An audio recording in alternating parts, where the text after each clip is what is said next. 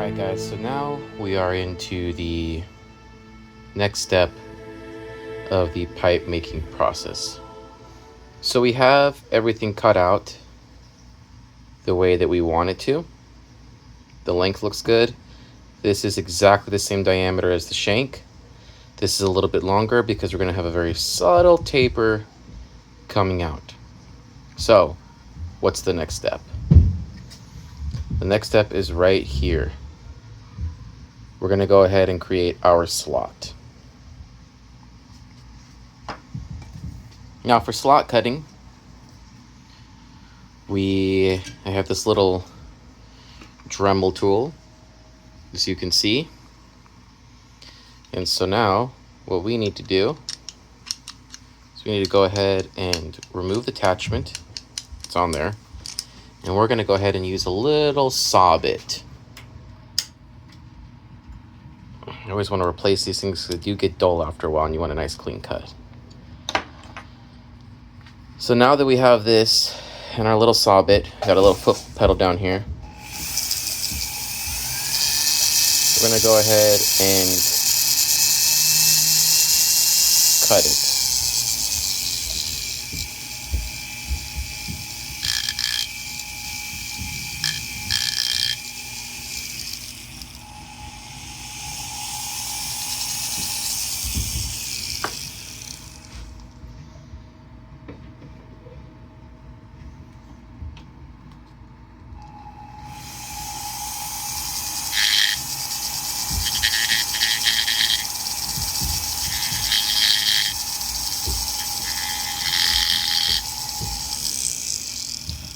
All right.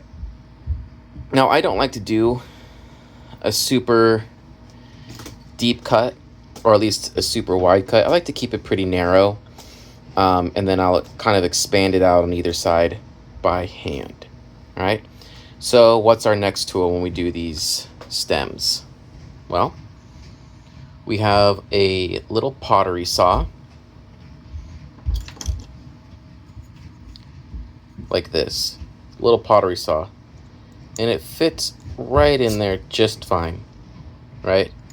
So now what we're going to do is we're going to go ahead and start sawing away and then filling out the little things that we created. So I'll go ahead and show you what it looks like after it's all said and done.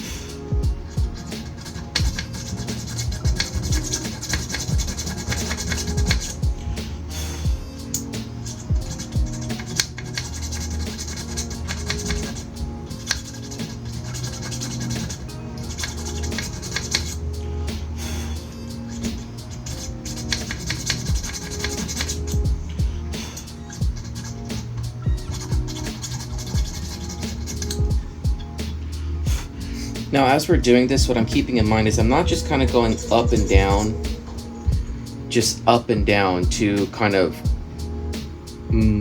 open it up back and forth. It's at an angle. So we have this airway right here. We don't want our airway to look like this inside the stem, that it just kind of opens up like this rectangle. We want that V. So when this comes in, we're going to be cutting at an angle this way and an angle this way, so that way we create the open draw that we're looking for, which is the airway inside the stem. It meets at this 1 millimeter point a little bit, and then it opens up. Now the reason why we want to do that is because, remember, that taper drill bit that we used, it goes all the way up to a very fine point at the end, and then our 1 millimeter meets it right there. So effectively there's a pinch where there's open draw from 5/30 seconds, and then it goes really small to 1 millimeter up here. And so we want that open draw that comes from the 5/30 seconds diameter. So in order to do that, from this point, that's when we start opening it up this way to create that V where the airway kind of sits a little bit right up into it. It's not a direct meeting right there because that's still too pinched. We want it just opened up a little bit more. So now as the airway hits, it opens up and disperses in that funnel. So that's exactly what we want when we are doing this kind of work.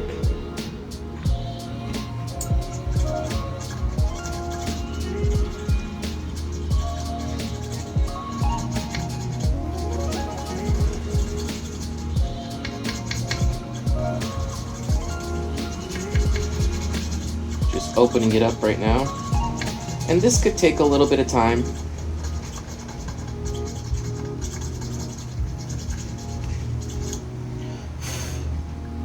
Just want this to be nice, wide open.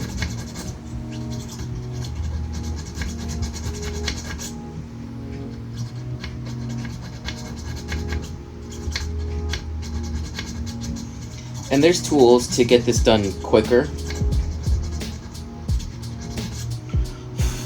I prefer to do it this way. I feel like it gives me a little bit more control. All right, so we did one side. As we can see, it's opening up. It's opening up right there. So now we got to open it up on this side. So just flop it around, put it in here, and then we begin opening up on this side. Now, you could use the same 1 millimeter drill bit that you used to, you could use the same 1 millimeter drill bit that I used to create the airway to begin with. But the other technique is you can actually use that drill bit as kind of a cutting tool. So as you hook it up to something like this, you have your 1 millimeter drill bit and you could stick it in there and then pull and create your V that way. I used to do it that way. There's no particular reason why I stopped doing it that way, and quite frankly I should probably get back to it because this is definitely a pain in the ass doing it this way. Excuse my French. But I don't know why. I feel like it's just more therapeutic. But if efficiency is your thing, make sure that you are trying to be as efficient as possible. Alright, we're almost done. At least with creating the slot. We're not done with the funnel work just yet.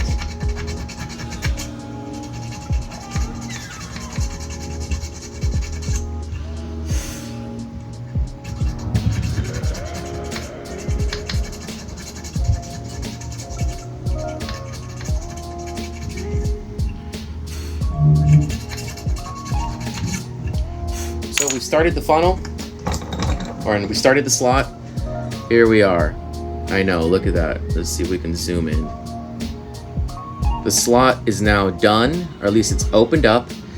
And now we're gonna go ahead and take something like this. We're gonna stick that into the Dremel. And this is what we're gonna put inside to help pull and open and kind of correct all of our lines. So I wanted to show you guys something that as I'm funneling this out, I do have some kind of telltale signs that I look for to let me know that the funnel is going just right. And one of them is I will hold it up to the light and hopefully you guys can see. Like what this is. Perfect. So I can see in there, right there. It's still perfectly circular. So I'll look in there from this end. And what I'll notice is I can still see the hole, the 1 millimeter hole in there. What I'm looking for is I want to see more of an oval. That tells me that I have gone deep enough with my funnel, that I've expanded out that very thin point. I've widened it just enough. So I'm looking for an oval. When I look down there, I'm looking for that oval, not a circle. I'm looking for that oval. That lets me know that I fanned it out enough. So that's what I'm trying to achieve right now.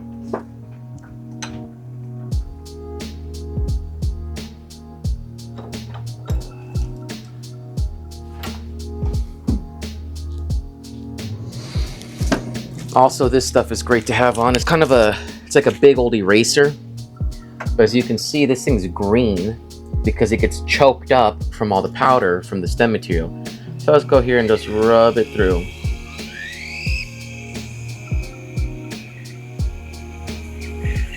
And it effectively will grab all that nasty muck in there, cleaning it off. So now it's ready to go again.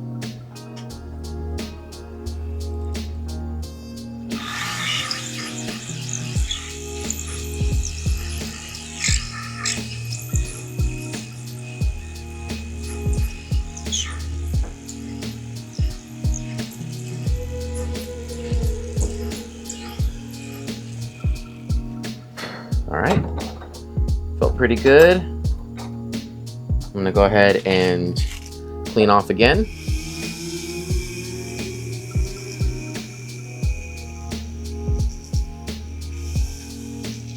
All right, now that's taken care of, let's go ahead and get this going here.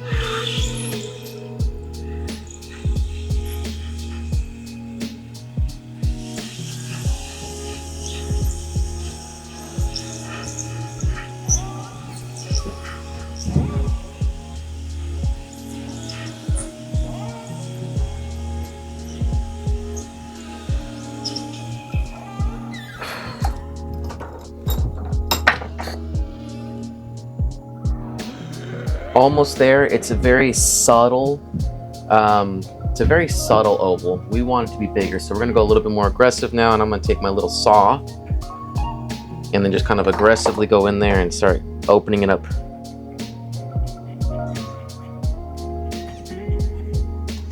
See, with this, when I go using this tool, you have to be careful because it creates, you can see the profile is very thin. It's gonna create a cut, but then when we run it through with that little the metal sanding stick essentially that we have, that will go ahead and smooth out the jagged edges. It's going to smooth out the jagged cut, but it's going to save us some time in the process. So that's always the thing, is trying to find out ways to be efficient. How can I maybe be more aggressive with my tools, so then all I have to do is clean up a little bit later instead of not taking off enough material and then having to work by hand extra hard. It's about saving your hands too. So find out where you can be more aggressive with your methodology to getting the pipe down to its true size and shape as quickly as possible and as aggressively as possible. And then you can refine after that, and it'll cut you down on time, and it'll save your hand in the process as well. So I'm going to continue refining this, and then we'll see, and then I will go ahead and show you the shaping process. All right, one of the steps I think is really important is once you got it all funneled out, we're done with the funneling. Now I have a small piece of sandpaper that I've folded up at a 400 grit. And what I'm doing is I've made sure that it can fit all the way into the slot that I've made, all the way into that funnel. And I'm just gonna clean it out, just smooth everything out, because part of a good smoking experience is you do not want all of those, ridges to be in there, because that can be spots for moisture to accumulate. And if you have moisture accumulation inside of there, well, unfortunately, you're going to have a gurgling pipe, or you're going to get a lot of water in your stem. It's just unpleasant. So the best way to mitigate that is in the pipe making process, to make sure everything is smooth and slick, so that way the airflow is perfect. There's no room for condensation to build. So that's what this step is smoothing everything out, making it nice for good smoke. And what I've done is I've drawn some lines that line up with each side. So this is when I go to my shaping wheel to start cutting off material. I can make sure that everything still remains relatively lined up, because that's going to be key. You want everything lined up so you have a nice fine defined edge along the side of your stem. So essentially something like this. You want that nice defined edge. So we got to get that here, and the only way to do that is to make sure everything is perfectly lined up. All right, see you guys in a few as I go ahead and do some shaping.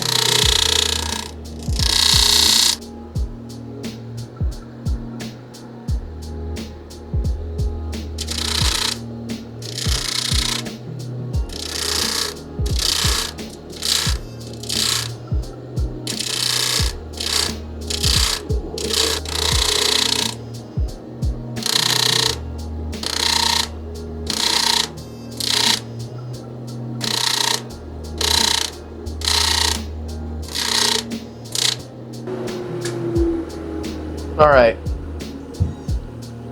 I technically could have taken more material off of this guy, but I just honestly just decided I'm going to stop here and start going by hand with files and just start refining it. I don't make this style of shape a lot, so the geometry behind it's still a little bit baffling to me, so that's why I prefer to go to the hand files where I have just a tad more control over whatever with the shaping, so I feel a little bit more comfortable. So now I'm going to go to the hand filing now. Alright, so now that we got this guy, next thing we want to do is you can use the stummel as kind of a hand holder. Just depends on the shape and what I'm doing. But this one I'm not going to do so. I actually have some hand holders, or stem holders if you will, not hand holders. A little box of junk here. Oh, that's not it. What about here?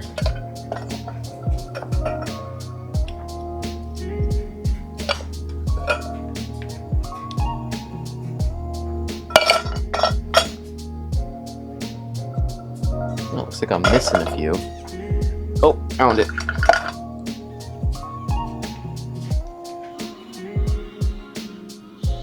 Do I not have any 1/4? Oh, here it is.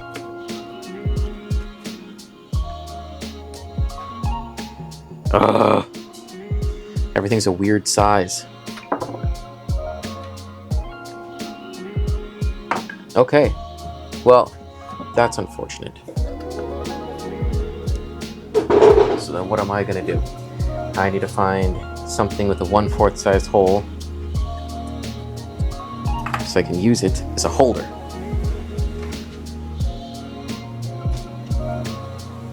Found it. Here we go. This will save my hands. So as you can see right now, it's pretty even. Did a good job, but now we need to kind of work everything together. So that's what we're going to work on.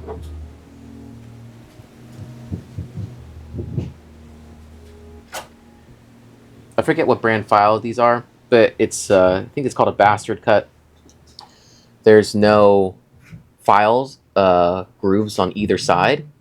So that way if you're shaping the button right here, it won't continue to cut in. So it's nice to have one that doesn't have, they call it, I think, the bastard cut, where it's smooth on either side. So you can just worry about sanding, and even if you're sanding up against something, it's not going to cut into it like another file that has the grooves on the side, which is meant for cutting. So just be mindful of that.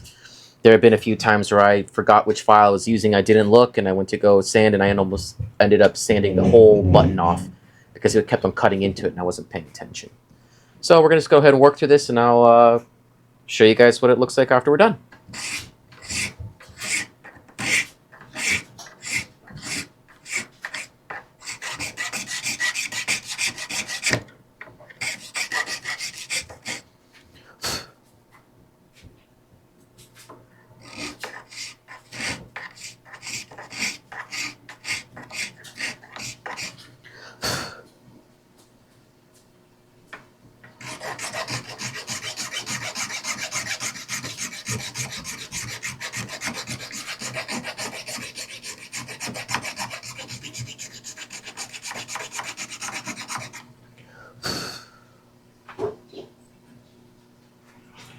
You see that button's coming in? A lot more work to do. But it's starting to take the shape of a stem now. It's starting to get there.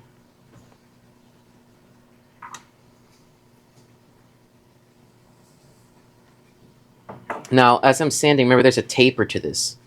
This is the diameter of the pipe shank. So I'm going to put a little bit of electrical tape right here. So as I'm sanding to create this taper, I don't accidentally hit too far into this part of the stem that's so close to the shank.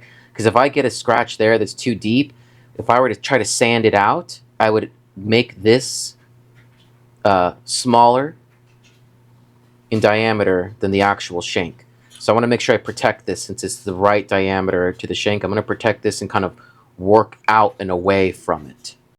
Now we have this nice little protective piece of tape right here that we're going to make use of. Been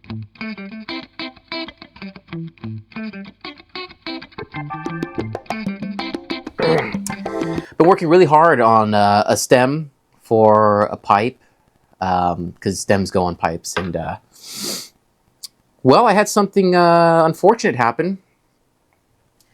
Cameraman, zoom in. Look at that. You see that, guys? You see that? You know what that is? That's broken.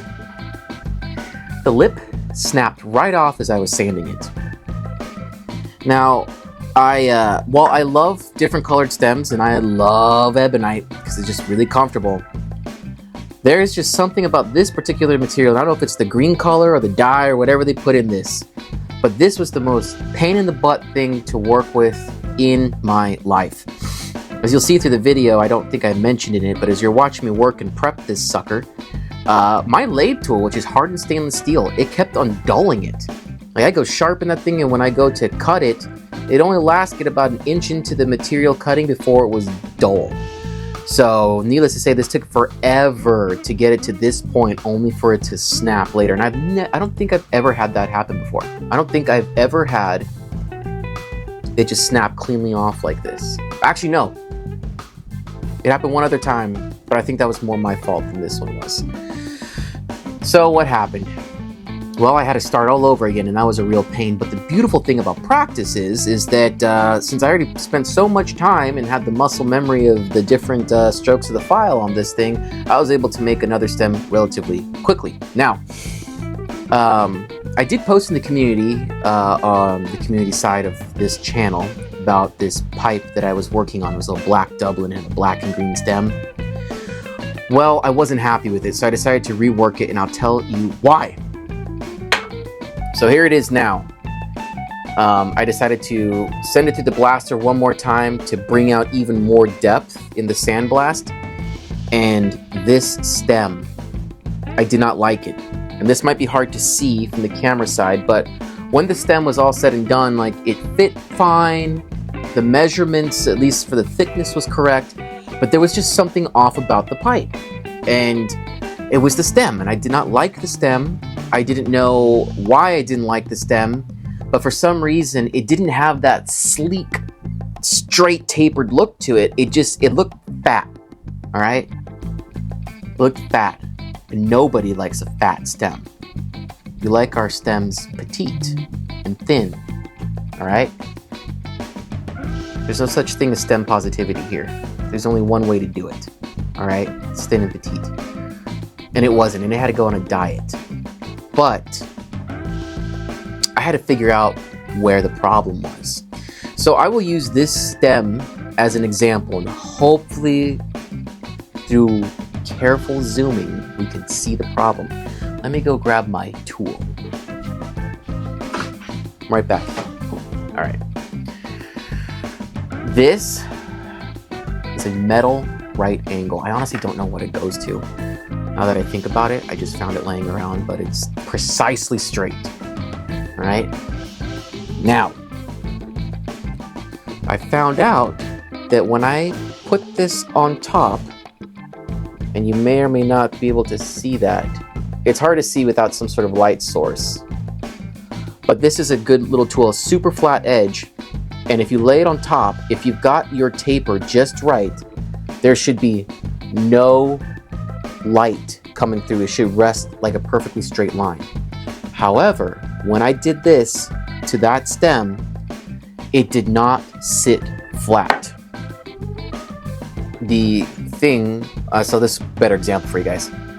It rested like this. So there was a lump right in the middle. So it was perfectly flat up to a certain point behind the button and perfectly flat here. But then when you try to lay it flat across the stem, it was raised. There was light on either side, which let me know that I did not actually file the stem completely straight. I was, for some reason, the pressure that I was putting caused it to be flat on one side and flat on the other, but I just went over the top. But now, I mean, this one's hard to tell, but let's just put it this way. Oh, I wish I had another smaller flat. piece of something. Oh, this will work just fine. Now, this sucker rests flat. It is perfectly flat. Can slide to and fro, and there is no lumps, no nothing. And it's hard to tell right now, but if you were to compare, and we'll probably do this in the video, we'll post a picture kind of before and after to see the difference. This looks a whole heck of a lot thinner. And all we did was remove that lump from the top. And so what I'm doing right now, since this pipe's kind of already finished, I'm going through now with some sandpaper to then get rid of all the deep scratches. And then if you can see, it's very hard, but right about here, there's still a flat spot. So I'm gonna go take my sandpaper and sand everything down and try to blend it right here. And this is why I have this taped off, is so my sandpaper doesn't hit the wooden shank. So I'll go through and just kind of knock that little flat part. I'm gonna knock it off so that it is a nice, subtle taper all the way through. And then we'll continue with the black again. And then it will have a different feel from the last one. And this is what's so important about skill sets. This is what's really important about practicing and honing your eye in, is that when I was finished with the pipe, as I'd mentioned, it was done. It was as done as done could be. Bowl coat was in there, it was sanded, everything fit perfectly, everything was to right diameter, the blast was good, everything was fine, it was done. But I've been doing this for so long, and that when I looked at the pipe and I really took a good look at it, I noticed that something was just off about it. And that's when I went in through a closer inspection, is what led me to see where I had made a mess, where I had messed up on the stem, or at least was careless. Going forward now, this is part of it, you learn as you go. And make sure that you are learning from your mistakes. That's a big thing, is learn from your mistakes so you don't repeat them. So now I know that going forward, whenever I do these tapered style stems, I'm going to make sure that I have a flat edge with me. So that way when I think that I'm done, I can measure it to make sure that it is indeed flat, it is indeed tapered to the thickness that I want. So that was just a good lesson. So I will repost this again once I go ahead and I fix up, as I'd mentioned before, once I go ahead and fix up all the stem, get it buffed up, and then I recolor it, it will be available for purchase again.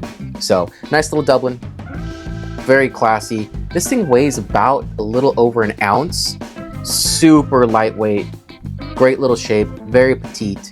It'll make a great addition to anyone's collection if people are into Dublins. So if you like this pipe, follow me on KJ Pipes on Instagram. K as in kangaroo, J as in Jack, Pipes 89. No, that's my email. KJ Pipes, that's it. Instagram. And then Catholic Pipes on Instagram as well, for just kind of theological stuff and stuff with my family revolving around faith. But anyway, I will post this again probably in the community section, but also follow me on the Instagram to kind of see my available work. So if you're interested in purchasing something from me, sometimes I'll post it on YouTube, sometimes it'll be on my Instagram. So just keep an eye out on both, so that way if you're interested in pipe, you know where to get them. Because I get that question a lot, where do you sell your pipes? Don't really have a storefront, it's all through social media. That's where it is, and it's first come, first served, and every now and then I'll do some commissions. But yeah, so making sure that you are learning from your mistakes is going to be very important in developing your eye. And the best way to do that is making pipes over and over again, and looking at pictures of pipes. This is something people don't realize, and I've said this before, but it's really important. As you're learning to make pipes, it's important for you to understand what goes into a good pipe. So I highly recommend Instagram's a great place to follow us pipe makers. Smokingpipes.com is I would say almost the world's leading purveyor of high-end pipes and scanned pipes. So Scandinavian Pipes, scanned for short, scannedpipes.com is another great dealer of high-end pipes. They feature my pipes out there on the Scandinavian website for high-end pipes.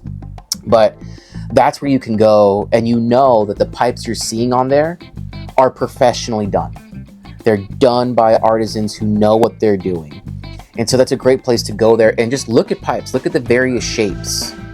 And that's gonna help put that mental image into your head. So when you go to your own pipe making, let's say that you've looked at hundreds of billiards from reputable factories and artisan pipe makers, and you're making a billiard and you think that you're done or you don't know exactly what it's supposed to look like. Having looked at all of those pipes, you already can kind of put a mental image that you can overlay mentally over the pipe that you're making, and it will help you to kind of start developing your own pipe making, realizing this doesn't look right. I've seen hundreds of billiards and there's just something off about this pipe. And that's where you want to be.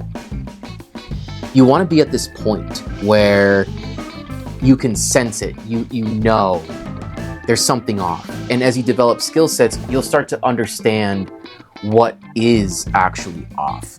And that's the kind of thing that separates, pipe makers, like amateur pipe makers, from professional makers. It's this attention to detail and understanding when something is off, being able to put your finger on it and say, this is causing this pipe to be unbalanced or disproportionate, or this pipe could have been better, with advice that's simply, if you had your bowl canted 2 degrees more forward, the pipe would have looked better.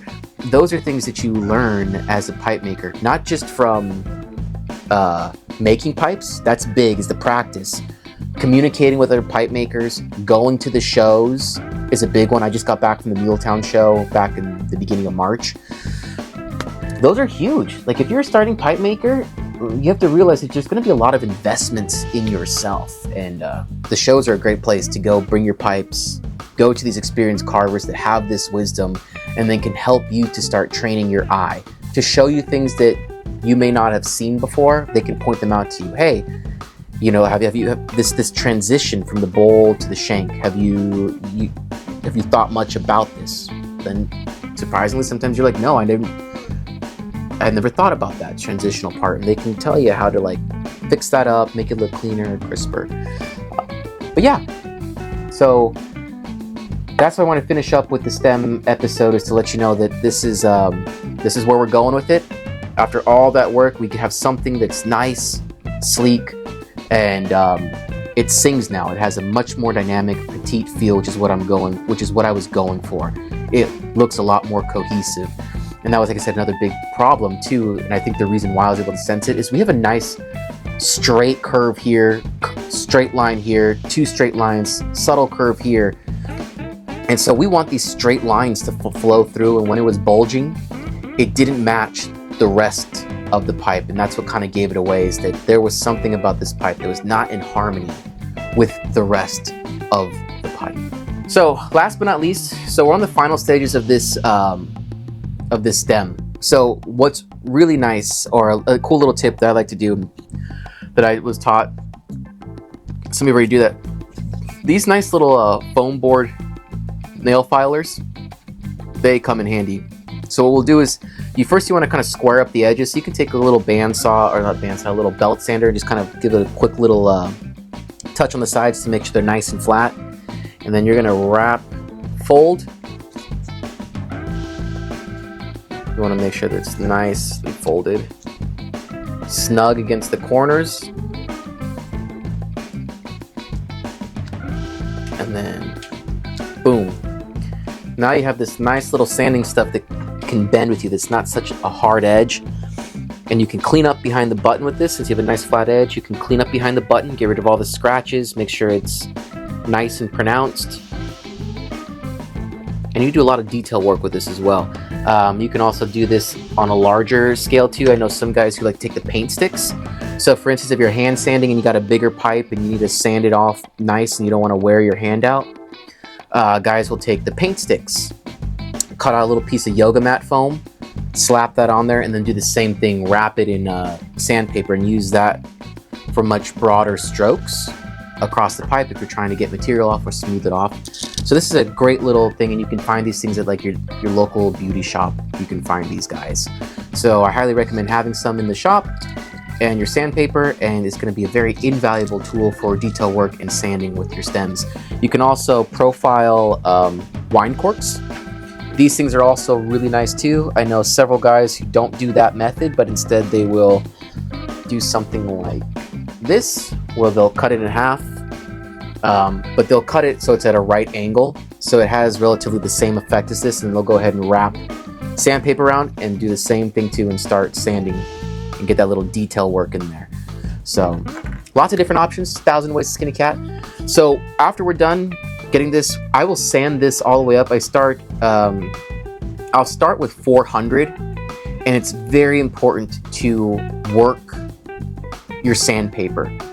There's nothing worse than sanding your pipe, getting it to your final grit, going to buff, only to find a bunch of micro scratches that you missed because you were not thorough at your earlier stages of sandpaper, your lower grits. So as you're working your way up with your grits, make sure that you are being as precise as possible and really working it before you move up to the next. Now with something like this, most people can get it done at 400. I like to move it up to 600. Make sure I get it all the way nice, work it all the way up to 600, and then we'll go to the buffing wheels. And the buffing wheels are simply your red rouge compound, so red or brown Tripoli is what we call it. That's gonna be your more aggressive grit. It's gonna really help smooth over some of the last minute scratches. But remember, your buffing wheels are smoothing stuff over. Your buffing wheels are not meant to get deep scratches out, because what's gonna happen is that wheel is spinning and it has this buffing compound, it creates friction. And what can happen very easily is you can warp your stem. So you might think everything looks nice and dandy until you hold it underneath the sun, underneath the light to see the shine, and you'll notice waves and divots inside of your stem. And then you gotta go back to sanding again. So that's why being thorough is so important. Be thorough, work it up to 600. Your red rouge is gonna be there to help get rid of all those fine little scratches left over from 600, because remember, it's not making it a mere shine. There's still micro scratches in there from the 600, but that Tripoli will definitely help in, sorry about this, my kid's outside. It will definitely help in getting those micro scratches so fine that the brown Tripoli can go ahead and just kind of wipe them off. And then you can move right to a white diamond buffing compound. So I actually go from red to a tan, and then I go to white. And at white, once you're done, that stem should look like a mirror. You should be able to see yourself in it. That's when you know you've done a good job. The other thing too to be mindful of is black stems are easy to spot scratches. You have to be very careful with the colored stuff, whether it's this green material or whether it's this multiple colors inside of there, because it tends to hide scratches. Now, if you're a lazy pipe maker, oh, that's great for you. You can hide scratches because they're hard to see in the colored stem. But for us professional pipe makers who try to care about quality in terms of what we're giving out to our customers, it makes it very difficult for us to be able to spot those scratches. So you have to rely on muscle memory a lot to be able to make sure you worked it long enough to make sure there's no scratches left behind. But anyway, that's it. I'm working on getting some great interviews for you guys. So please, thoughts and prayers. I try to get some people, I can't say who, but I've got some really nice names within the Catholic world, Catholic apologists who have shown interest in coming on to the show because of the pipe-related content. And I've got some other unique guests that I'm trying to get dates down for you guys, because I know you guys did enjoy the interviews. So I'm working on getting more for you. But yeah, hopefully the next video we can talk about another topic. But actually what I need from you guys is, in the comment section, please put topics that you guys want to hear more about, whether it's theology, Catholic theology, or if it's pipe related. If I have not covered it yet, or you want me to go more in depth, please put it in the comment section for two reasons. One, I need more content idea from you guys. I've got some, but I'd like to hear from you guys what you want. Two, it helps boost in the algorithm, so the more engagement a video gets, the more likely other people are to see it, and we want this channel to grow. We need eyes, so your engagement helps, liking, subscribing, alerts, and commenting. But yeah, if you have any sort of suggestions, please put them in the comment section. All right, guys. Hope you guys have a blessed day. Hope you guys enjoyed this video on stems, and we'll talk next week. God bless.